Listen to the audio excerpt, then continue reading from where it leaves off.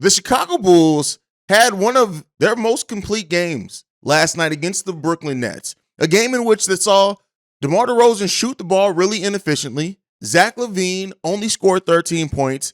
And in many ways, the Bulls were led by Nikola Vucevic, who we played through primarily throughout the game, but also Patrick Williams, who led the Bulls in scoring, tying DeMar DeRozan, and Ayo Dosunmu, who just led by pushing the pace. The Bulls' young players stepped up in a way to lead the team last night that they just haven't had very many opportunities to do so far in their careers. We're going to talk about that, plus Alex Caruso and Andre Drummond, what's going on with those guys, and some wild trade ideas from NBC Chicago. We'll get into all that and more right after this.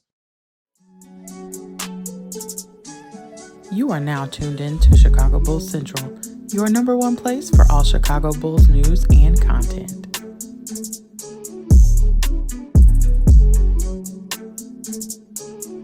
All right, Bulls fans, welcome to another episode of Chicago Bulls Central. I'm the host here, Haize, one of the hosts here. No, I'm the host here. You can follow me at CEO Haize right at the top of the show. But the Chicago Bulls defeated the Brooklyn Nets last night in a fun game, a game that was just an enjoyable game to watch, not just because the Bulls won the game, because it was just a good brand of basketball that the Bulls were putting forth and playing. Every starter scoring in double digits. Every player that checked into the game, except for Alex Caruso, even Alex Caruso only played 3 minutes, registering a point. The Bulls moved the ball around, rebounded the ball very efficiently, forcing the Brooklyn Nets to only have 5 offensive rebounds over the course of the game. Led the game in rebounding, out-rebounded the Brooklyn Nets by 12.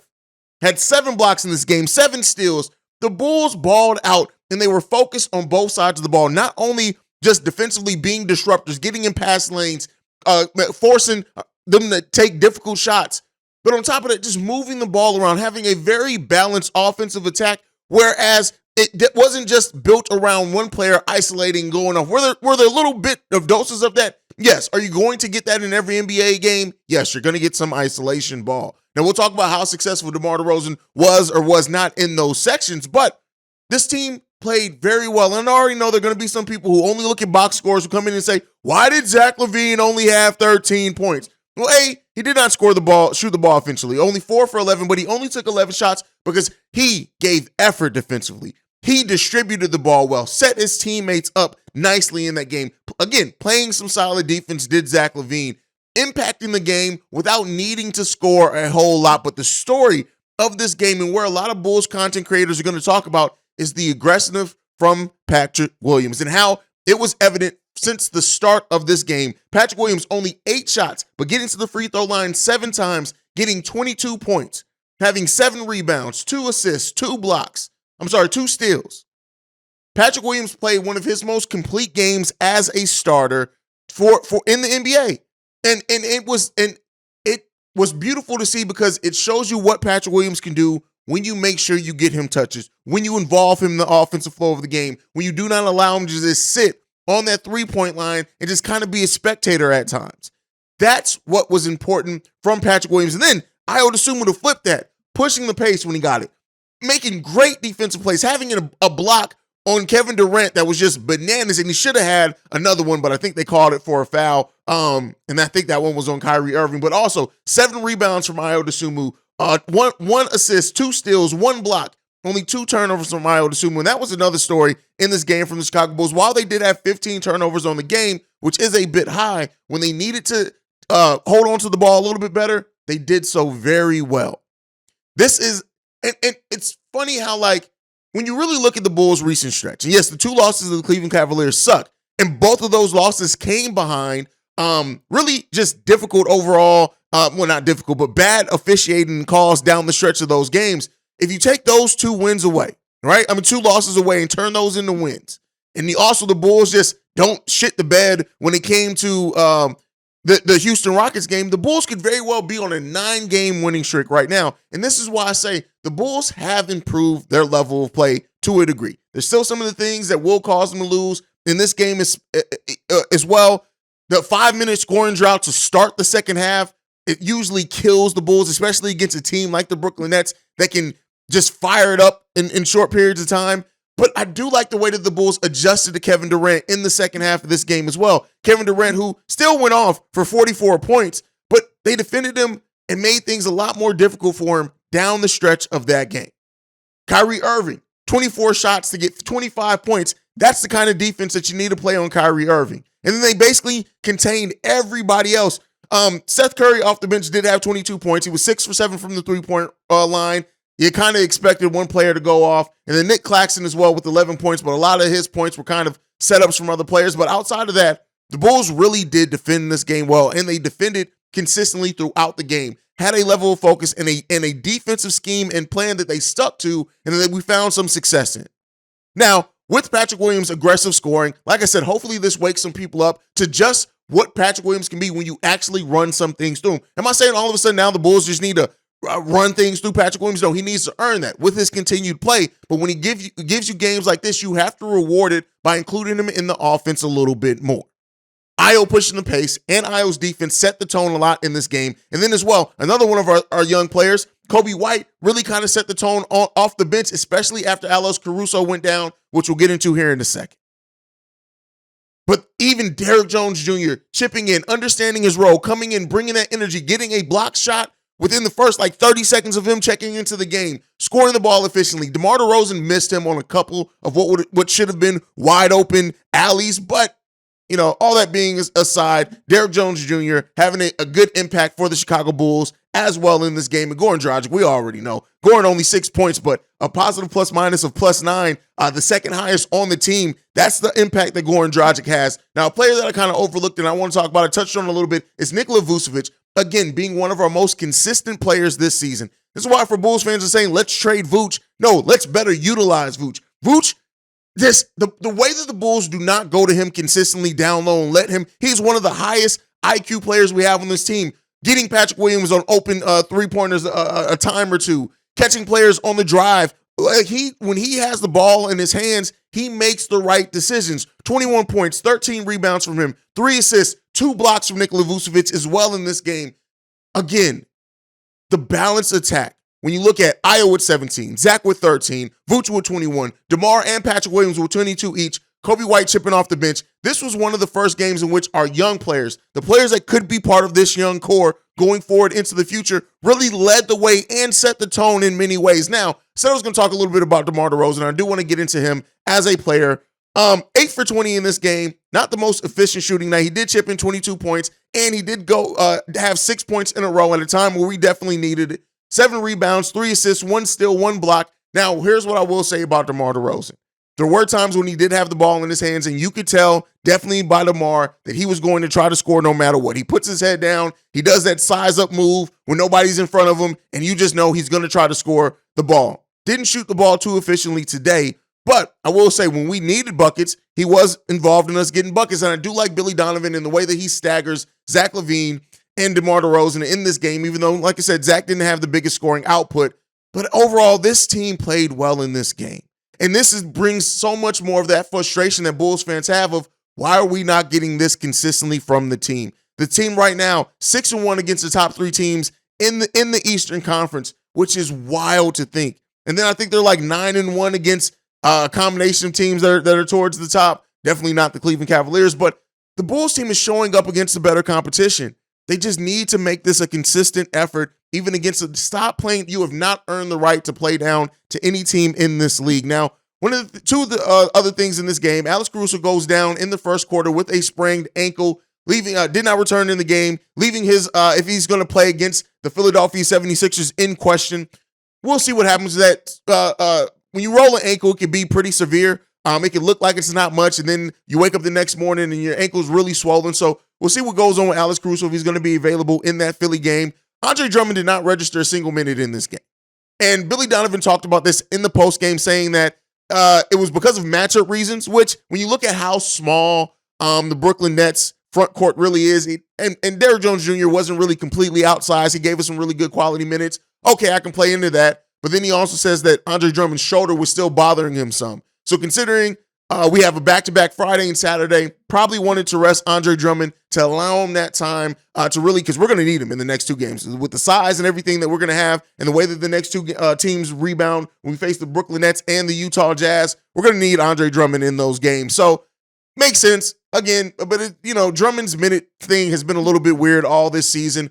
But there you go. That was the explanation for that. Now, before we go, I do want to talk about, there was an article from NBC Sports Chicago in which they put forth potential Chicago Bull trade ideas. Now, they have a tier of these. It's some minor deals, some major ones. I'm not going to talk about every single one of the deals here, but if you do want to hear about it, you can find it. I'll put the link in the description. But they presented 11 trades. We're going to talk about a few of them here. The first one, they label this one the retool, and that's trading DeMar DeRozan for Kyle Kuzma and Monte Morris. Now, while I don't mind this trade at all, it brings a position of need. When you look at need some more size, need some more shooting, Kyle Kuzma can do both those things, having one of the best years of his career. It would also allow Patrick Williams to move back to the three, where it's a lot of Bulls fans want to see Patrick Williams back at that three.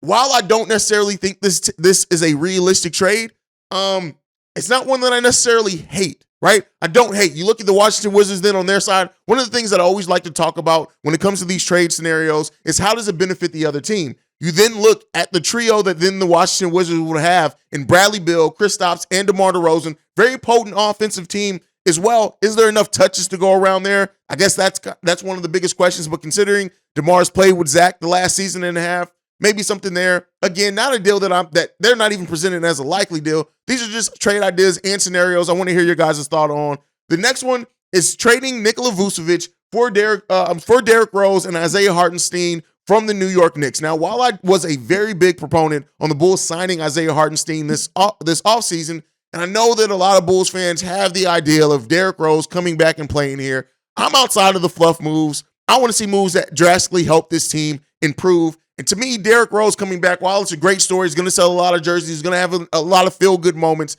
I don't want that to be something that distracts us from this team needing to make considerable improvements to actually be more of a contending team. Now, Isaiah Hartenstein, who is a advanced analytics darling when you just look at his impact and how the advanced analytics love him and his style of play, hasn't really had the impact on the New York Knicks, but he hasn't really been given the opportunity to either. But you look at Isaiah Hartenstein, much lesser contract than Nikola Vucevic. Derrick Rose is also a free agent at the end of this year, which could play into the Bulls re-signing Ayo or doing some more creative things, maybe even giving the Bulls a chance at that point to re-sign Javonte Green, who I do think may not come back just because of the money he's going to get on the open market. Isaiah Hartenstein, 24 years old, fits that timeline a little bit better of the young players kind of learning together, bonding together. Again, not a trade that I necessarily says to me that it drastically improves the Chicago Bulls in any meaningful way. In my opinion. So, that's where we have there. This next one, though, this is called the tearing it down trade in this article from NBC Sports. And that is the Bulls trading Zach LaVine and Alex Caruso to the Golden State Warriors. Nikola Vucevic and Draymond Green will be going to the Los Angeles Lakers. And the Chicago Bulls will receive Russell Westbrook, James Wiseman, Jonathan Kuminga, Moses Moody, Max Christie, the Lakers' first-round pick in 2029, and a second-round pick in 2027. I don't like this deal at all. And that's not because it involves Zach and Vooch, not at all because of that. But this deal really doesn't do. This is literally the let's go into full rebuild mode trade. And I don't necessarily like that. Wiseman has a lot of upside, but to me, he's not a player that I'd be willing to part ways with Zach LaVine to get, and Russell Westbrook, surely not. And then even the Lakers 2029 pick, with the way that the Lakers going, that could be the first overall pick because things just don't seem to go right for the Lakers right now. But I just don't like that. I don't like that deal. I think everybody says no to that deal, in my opinion. I don't like that deal at all. Not even a little bit. Not even a little bit. But yeah. And then this next deal that we're going to talk about, this one is with the Pacers. So they say send Nikola Vucevic, Kobe White, and the Portland first-round pick to the Pacers for Miles Turner, Chris Duarte, and the Spurs 2023 second-round pick. Now, I do like this deal as far as the players involved. Now, keep in mind, the Bulls, no matter even if they do trade for a second-round pick, the next available second-round pick, we lose because of the Lonzo Ball tampering case. So, in this case, we would trade and get a second-round pick, but we'd basically be giving that right up back to the NBA. So it's Miles Turner, Chris Duarte in this one. While I like Chris Duarte as a bench piece, and Miles Turner having a great year for the Indiana Pacers this season, and while he is a defensive upgrade and a better shooter than Nikola Vucevic, he's not at all the passer that Nikola Vucevic is. But again, you don't get to try to do new things if you're too afraid to crack a couple of eggs. This is a deal whereas if this were to happen, if this was the deal that were to happen, I wouldn't hate. I'd be able to talk myself into this right now. One of the things that I don't like about this trade, as well as the Vooch, because you already know I want to see Vooch utilized better, not necessarily sent away. But Kobe White and his improvement this season on every aspect of ball except of shooting the ball. He's career lows in shooting, and giving up a first-round pick for a second-round pick then that we also have to give up. There's a lot of risk to this trade, more than what it seems like on paper. But if this trade was to work out, if you bring in Miles Turner and with his improved shooting over Nikola Vucevic, it adds more space to this team, and you utilize Ayo and Patrick Williams more as passers to where you don't have to rely on Miles Turner kind of being a black hole at times. I could see this deal absolutely working, and this is a deal that I think a lot of Bulls fans immediately would appreciate and like. I just don't know if it's going to have necessarily the impact that some fans would want to have. But again, like I said, out of the trades that we've talked about, it's probably one of the better ones. It probably is one that addresses a lot of what the Bulls need, in my opinion. But again, not the perfect trade. But I don't think there's a perfect trade out there, to be 100% honest in this. It's not a perfect trade that automatically just fixes everything that the Bulls are going through. But this is one that I can say, color me intrigued. Color me intrigued in this one. Now, the last trade here is the one that I like the most, and it's also the one that's most unlikely to happen. And that is sending DeMar DeRozan and Nikola Vucevic to the Suns for DeAndre Ayton, Jay Crowder, and Cam Johnson. Now, here's what I'll say on this. The players that the Bulls are receiving back in this trade is everything that the Bulls need. You get a younger starting center in DeAndre Ayton who has a lot of the same weaknesses and strengths as Nikola Vucevic. And I do think that if you bring him into a good culture, can really impact this team. You get Jay Crowder, who brings the goon mentality and the toughness that this team surely lacks at times. And you get a young power forward in Cam Johnson, who prior to his injury was having a great season, can also stretch the floor, rebound pretty well, brings in some chemistry already with the three players that are coming into this team. This would be the type of move that the Chicago Bulls make that it keeps kind of what they're doing already. It doesn't technically go full rebuild. It keeps going what they already had while getting younger and increasing that window for the Chicago Bulls. Really do like this trade. It's probably the best one out the bunch and also one of the least realistic. Now, I say that, but there's an opportunity that this could be a deal that happens. And the reason why I say that, when you look at the Phoenix Suns, when you look at the issue with DeAndre Ayton, the fact that they kind of re-signed him because they had to, I do think this trade could have a possibility of happening. I do think the Bulls would have to include the Portland first-round pick and maybe a future first-rounder as well in like 2027. But this is a deal that I don't hate at all. Probably my best deal and my favorite deal out the bunch. But anyway, just wanted to do that. Little interesting thing. I know a lot of Bulls fans are really into trade mode right now, want to hear trade ideas. So let me know what you guys think on that one down below. But that is it from me for today. Make sure you're following the show at Bulls Central Pod. You can send us any feedback, questions, comments, concerns, bullcentralpod@gmail.com. Lastly, if you want to leave a text and or voicemail for our weekend mailbag episodes, the number to do so, 773-270-2799. We are the number one spot for everything Chicago Bulls related because of you guys. And like I like to end every episode on, go Bulls. Love you guys. See red, y'all. And peace. This has been a presentation of the Break Media.